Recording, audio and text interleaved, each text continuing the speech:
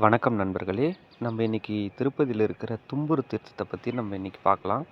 தும்புரு தீர்த்தம் எப்படி போகணும், எங்கே இருக்குது அப்படின்ற டீட்டெயில் எல்லாமே நான் இந்த வீடியோவில் நான் கொடுத்துருக்கேன். தும்புரு தீர்த்தம் திருப்பதியில் எல்லா நாளும் திறந்துருக்காதுங்க. வருஷத்தில் 2 நாள் மட்டும்தான் திறப்பாங்க. பங்குனி உத்தரத்துக்கும் அதுக்கு முந்தின நாள் மட்டும்தான் திறப்பாங்க. இந்த தும்புரு தீர்த்தத்துக்கு போகிறதுக்கு முதல்ல திருப்பதிக்கு திருமலைக்கு ஃபஸ்ட்டு வந்துடணுங்க. திருமலை பாலாஜி பஸ் ஸ்டாப்லேருந்து இங்கே ஏபிஎஸ் ஆர்டிசி சிறப்பு பேருந்துகள்லாம் இங்கேருந்து நிறைய இயக்குறாங்க. 1 நிமிஷத்துக்கு 1 2 நிமிஷத்துக்கு 1 கண்டினியூஸாக இங்கேருந்து பஸ்ஸு கிளம்புங்க. இந்த தும்புரு தீர்த்தத்துக்கு நிறைய ரெஸ்ட்ரிக்ஷன்ஸ் இருக்குங்க. அது என்னென்னா 12 வயசுக்கு கீழே இருக்கிற குழந்தைங்க, 50 வயசுக்கு மேலே இருக்கிற பெரியவங்கள கண்டிப்பாக இந்த தும்புரு தீர்த்தத்துக்கு அலோவ் பண்ண மாட்டாங்க.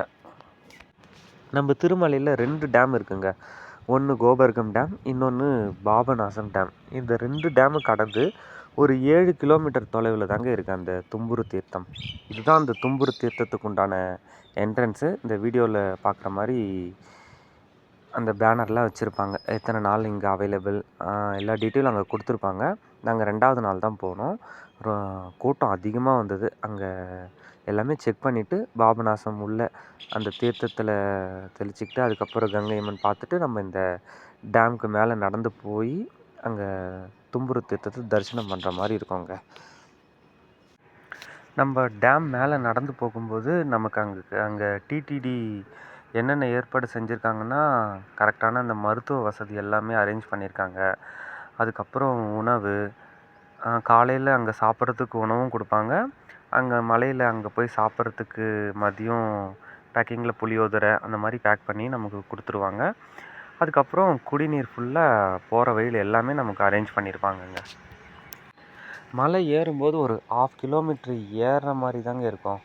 ஆனால் ஒரு 6 கிலோமீட்டருமே ஃபுல்லாக இறங்குற மாதிரி தான் இருக்கும். இந்த மலையில் ஃபுல்லாக கரடு முரடான பாதைகள் தான். பாறைகள் எல்லாமே வழுக்கிற மாதிரி தாங்க இருக்கும்.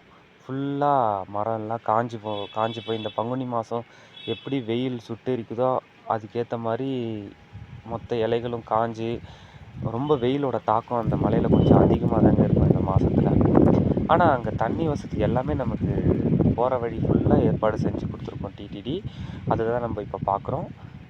நம்ம வெயிலில் மண்டை பொழக்கிற மாதிரி தாங்க வெயில் இருக்கும். ஆனால் அதையும் மீறி நம்ம அந்த தும்புரு தீர்த்தத்துக்கு உள்ளே போயிட்டோம்னா ஃபுல்லாக மரத்து நிழல் ஃபுல்லாக அங்கே இருக்கும்.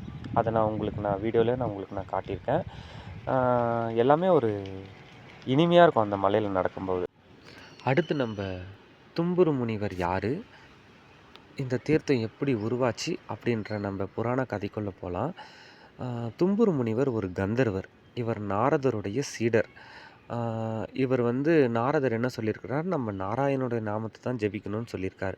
ஆனால் இவர் இந்திரலோகத்துக்கு போய் இந்திரனை புகழ்பாடி அவர்கிட்டேருந்து ஒரு வைரம் பதிச்ச ஒரு வீணையை பரிசாக வாங்கியிருக்கிறாரு.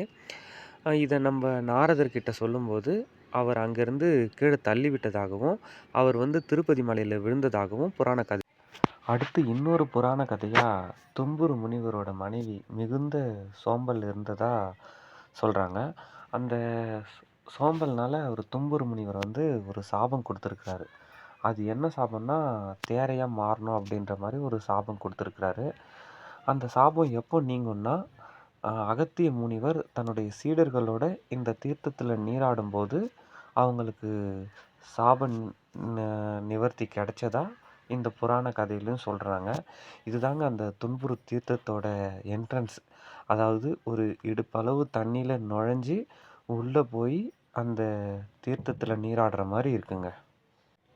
இந்த டிடிடி அன்பர்கள் எல்லாரும் ஒரு 60 பேர் கொண்ட குழுவாக இந்த 2 நாள் இங்கேயே தங்கி இருந்து அங்கே வரக்கூடிய பக்தர்களுக்கு ஒரு உதவி செய்கிறாங்க. கண்டிப்பாக எங்கே தண்ணியோட ஆழம் கம்மியாக இருக்குது, ஆழம் அதிகமாக இருக்கிற இடத்துல கரெக்டாக அந்த அனௌன்ஸ்மெண்ட் கொடுத்து கரெக்டாக ஒரு வரிசையாக ஒரு பாதுகாப்போடு நம்ம அந்த தும்புரு தீர்த்தத்தில் நம்ம வழி நடத்துகிறாங்க. கண்டிப்பாக இங்கே தாங்க அந்த தும்புரு முனிவர், தும்புரு தீர்த்தம் எல்லாமே இந்த இடத்துல தான் இருக்குது.